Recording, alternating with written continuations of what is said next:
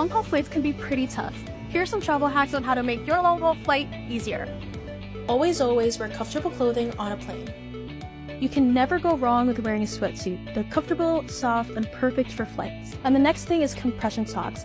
Compression socks help with blood flow and helps you feeling less restless when you're on a long-haul flight. And I make sure to put these on before I get on the plane. Next tip is to choose the right seat. Select a window seat if you like to lean on something, or choose an aisle seat to have easy access to get in and out. Download any movies or shows from your favorite apps on your phone before your flight. And if your plane doesn't offer an entertainment system like mine, this little gadget helps you watch your movies and shows on your phone comfortably. Now I swear by this. Invest in some good noise-canceling headphones. They'll block out the sound of the airplane engine and basically any outside noise.